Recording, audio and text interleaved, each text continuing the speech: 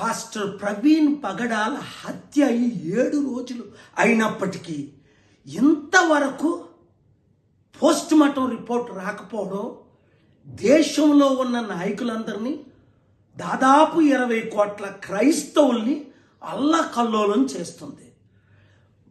Local మాజీ MP Harsh Kumar ఏమంటున్నాడు? Post mortem చేసిన వాళ్ళ మీదకి ప్రెషర్ వస్తుంది, పోలీసులకు పైనుండి గవర్నమెంట్ నుండి ప్రెషర్ వస్తుంది, అందుకని పోస్ట్ మార్టం రిపోర్టు బయట పెట్టట్లేదు, ఇది 100% హత్యే అని నా దగ్గర రుజువులు ఉన్నాయి అని ఎంత క్లియర్గా మాట్లాడినప్పుడు ఎవరు చెప్పారు? పోలీసులే చెప్పారట. ఆయనకి పోస్ట్ మార్టం చేసిన వారే చెప్పారట. ఆయన మీడియాలో మాట్లాడుతుండగా ఆయన ఇన్వెస్టిగేట్ చేశారా? ఆయన దగ్గర ఉన్న రుజువులు సేకరించారా?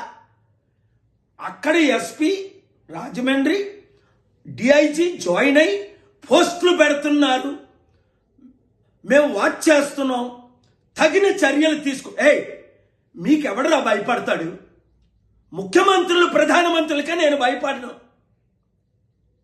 ఈరోజు చూసావా కాకినాడలో, చీరాల్లో దేశమంతా లక్షల మంది బయటకు వచ్చారు. 20 కోట్ల మంది క్రైస్తవులు, 300 కోట్ల మంది ప్రపంచంలో ఉన్నారు.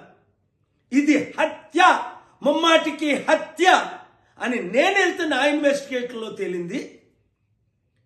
అక్కడ ప్రతి ఒక్కరు పలుకుతున్నారు.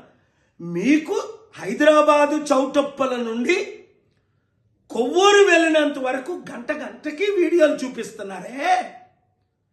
మరి యాక్సిడెంట్ అయితే యాక్సిడెంట్ ఎవరు చేశారు?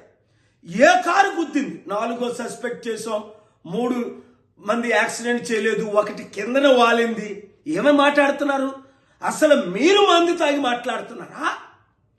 మీరు డ్రగ్స్ వాడి మాట్లాడుతున్నారా? ఈ కన్ఫ్యూజన్ స్టేజ్ ఎందుకు? ఇప్పటికే ప్రధానమంత్రి మోదీ నా శిష్యుడు మిత్రులకి చెడ్డ పేరు ఉంది, ఆర్ఎస్ఎస్ లీడర్ అని. ఇంకా దేశానికి చెడ్డ పేరు తీసుకొస్తారా? అందుకనే నేను ఎంత దూరమైనా వెళ్ళడానికి సిద్ధమనే ఇది జరిగిన వెంటనే వీడియోలు రిలీజ్ చేశారు. సామ, దాన, భేద 3 రకాల వీడియోలు. మీరు స్పందించట్లేదు. అందుకనే ఆ స్పాట్కి వచ్చాను, హత్య జరిగిన స్పాట్కి, ఫ్యూనరల్కి వచ్చాను. పోస్ట్ మార్టం డాక్టర్లతో మాట్లాడుకుంటూ నన్ను మీరు ఆపుకున్నారు. విడిచిపెట్టేది లేదు. అన్యాయం ఎవరికి జరిగిన ఒక క్రైస్తవ పాస్టర్ ఖురాను బర్న్ చేసినప్పుడు ఖండించాను. ఒక హిందూ రాముడు కరోనా ప్రియుడని ఒక క్రిస్టియన్ యాక్టర్ మాట్లాడినప్పుడు దేన్ని నేను ఖండించాను. ఇప్పుడు మరి కోట్ల మంది క్రైస్తవులకు అన్యాయం జరిగితే